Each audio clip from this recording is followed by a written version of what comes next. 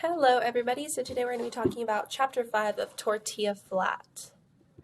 So in this chapter, it's called How St. Francis Turned the Tide and Put a Gentle Punishment on Pilon and Pablo and Jesus Maria. So this is kind of like foreshadowing that there's going to be some maybe punishment or something bad happening at the end of the chapter.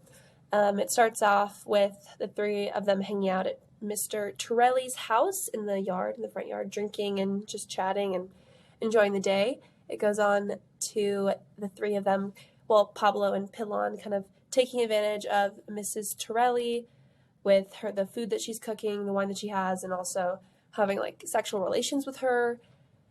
And later, Pablo steals the firewood from the Torelli's house. And Pablo and Pilon don't really know if they can trust Jesus Maria yet.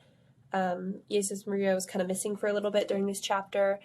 Little did they know he was getting beat up by some soldiers in town because of his relations with a prostitute.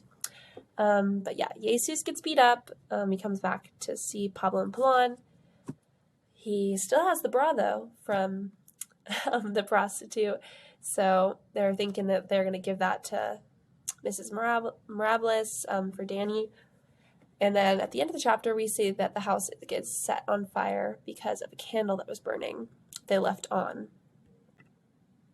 Okay, so what are the passions that we see in this chapter? We see greed, definitely, and overindulgence. Overindulgence, we see that in like their alcoholism, just their mostly alcohol, but also indulging in like what the Torellis have and their hospitality, kind of overusing that hospitality. And each of the characters are being greedy throughout this chapter, just kind of thinking about themselves, how they can use each other to their benefit. We see that with like the bra, how they're thinking, oh, well, we can use that actually to help out our situation with Danny. But then, it's a little ironic that Pilon says Danny knows little restraint in drinking because all three of them have little restraint in drinking. So they're very greedy characters and only thinking about themselves and thinking that each of them are better than each other.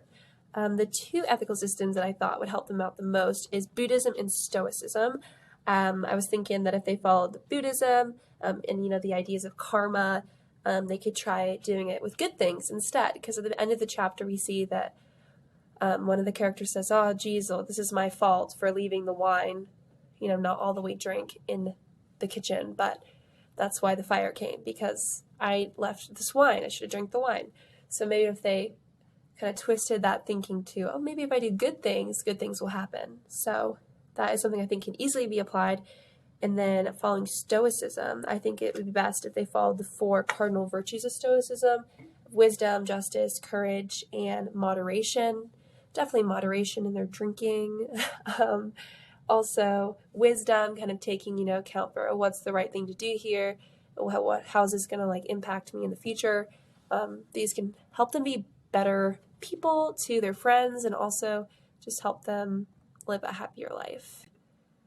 And then some questions I have for the class. Do you think that Steinbeck was trying to portray the fire that happened due to some religious consequence? I know we kind of talked about St. Francis at the beginning. How big of a role do you think religion is playing in this chapter? Do you think Jesus Maria will help the 3 friends conquer their passions moving forward or enable them further towards them? And lastly, is there an ethical system that would help one of the characters more than another? So let me know what you guys think. Thanks.